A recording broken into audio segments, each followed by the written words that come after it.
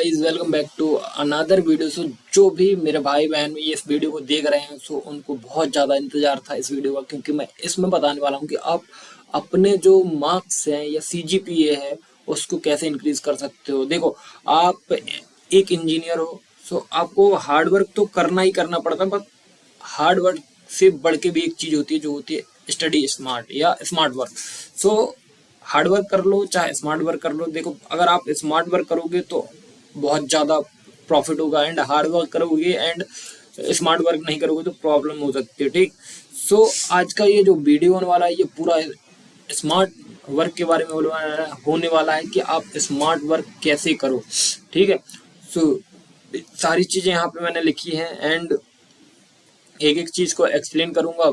अगर टाइम हो तो प्लीज़ वीडियो को देख लेना, अगर आप ज़्यादा ही टैलेंटेड हो तो प्लीज़ वीडियो को स्किप भी कर सकते हो। एंड मुझसे पहले एक चीज़ बोलना चाहूँगा, प्लीज़ चैनल को सब्सक्राइब कर दो, बेल आइकन को प्रेस कर दो, एंड वीडियो अच्छा लगे तो लाइक कर देना एंड कमेंट भी कर देना। ठीक है, तो चलो अब बिना आपका टाइम वेस्ट किए मैं वीडियो को शुरू करता हूँ। ठीक, सो देखो, स्टडी स्मार्ट और हार्ड से क्या मतलब है कि देखो भाई, आप मेहनत तो पूरी साल करते हो, हर एक चीज करते हो, बट जो पेपर का टाइम आता है वहाँ आपकी सारी शक्तियाँ भूल जाते हो आप। ठीक है, मतलब सारी चीजें आप भूल जाते हो। ठीक, तो मैं आपको कुछ चीजें बताने वाला हूँ कि जो मैं खुद फॉलो करता हूँ अपने एग्जाम में, कि मैं अपना सीजीपीए कैसे बढ़ाऊँ और मैं क्या सारी टिप्स एंड ट्रिक्स यूज कर सकता हूँ। तो मैं भी बताता हूँ आपको, क्योंकि आपको पता है कि आपके भैया 4th ईयर में है और भैया का नाम आयुष अग्निहोत्री है और भैया का ब्रांच क्या है, सीएससी डेटा साइंस। तो भैया भी एक स्टूडेंट ही है। ठीक है, तो चलो वीडियो करते हैं शुरू।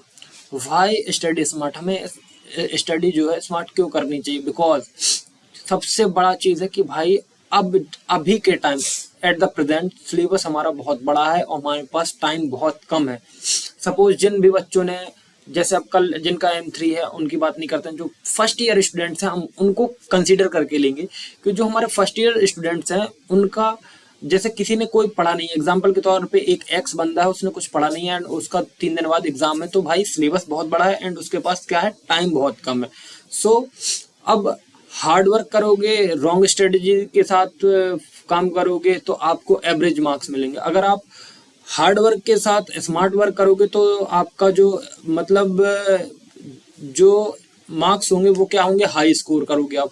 सो यही है कि भाई देखो, सिलेबस बहुत बड़ा है, आप टाइम मैनेज नहीं कर पाओगे, इसलिए क्या करो कि आप पूरी चीजें, मतलब अब आप छोड़ दो कि मैं सिलेबस कवर करूं, अब आप क्या कवर करो, ओनली इम्पॉर्टेंट चीजें। ठीक है, सो आगे बढ़ते हैं वीडियो में।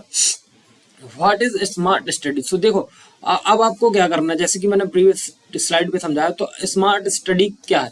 सो आपको इम्पोर्टेंट टॉपिक पे फोकस करना है, प्रीवियस ईयर क्वेश्चन पे फोकस करना है। देखो, सब जो भी रिपीटेड क्वेश्चन है आप उन पे फोकस करो, जो आपके इम्पोर्टेंट टॉपिक्स हैं उन पे फोकस करो, एंड जो भी आपके फॉर्मूले हैं, डायग्राम है, शॉर्ट नोट है, उन पे फोकस करो। ठीक है, और रिपीट करना मतलब बेस्ट रिटेंशन है। मतलब आप ऐसा करो कि जो भी चीजें आप अच्छे से पढ़ रहे हो उनको बहुत अच्छे से पढ़ो भाई, इतने अच्छे से पढ़ो कि सामने वाला पूछ ले।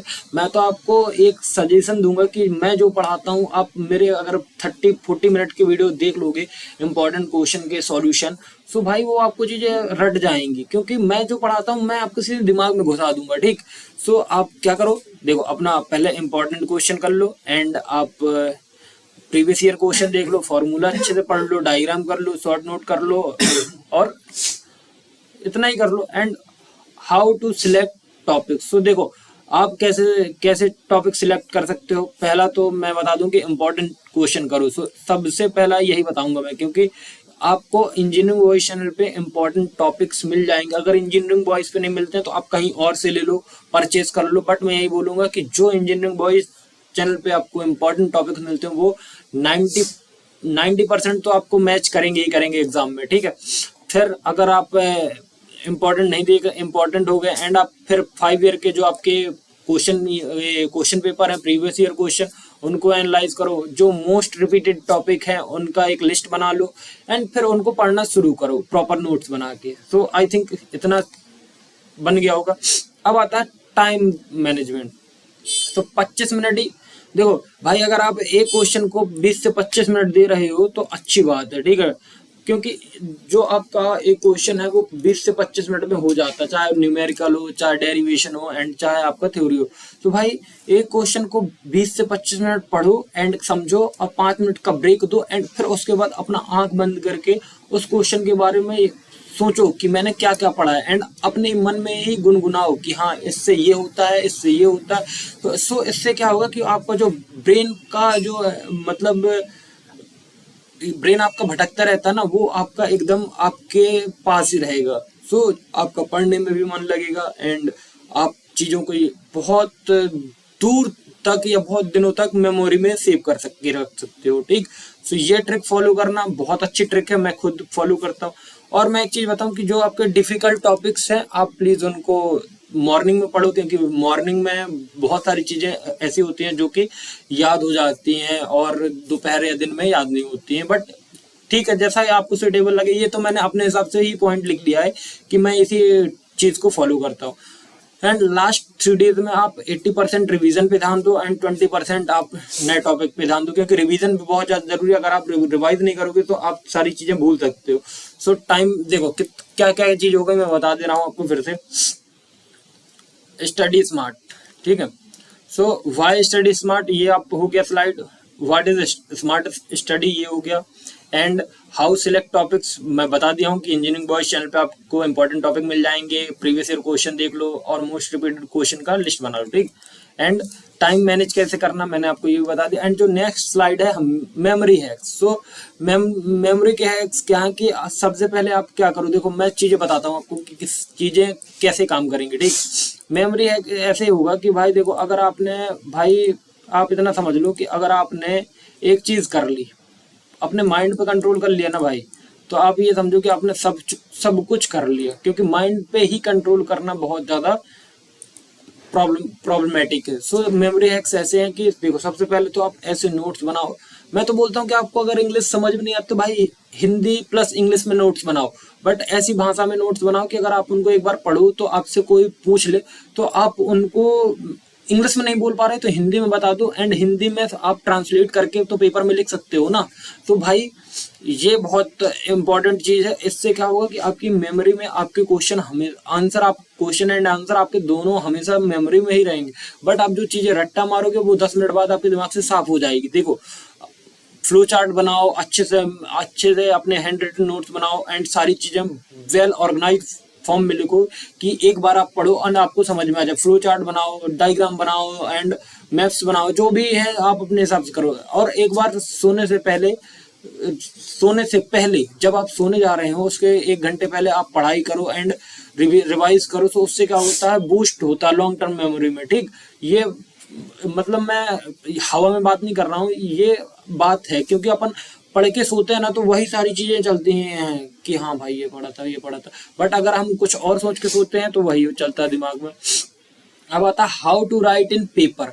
सो ये मैं बहुत सारी वीडियो में बता चुका हूँ, फिर से इसमें बताऊंगा कि इसमें सबसे पहले क्या है कि हेडिंग को अंडरलाइन करो, हेडिंग के सब हेडिंग डालो, नीट एंड क्लीन डायग्राम बनाओ, उनके सारी चीज़ों के फंक्शन को लेवल करो, लास्ट 10 मिनट में शॉर्ट आंसर कंप्लीट करो भाई।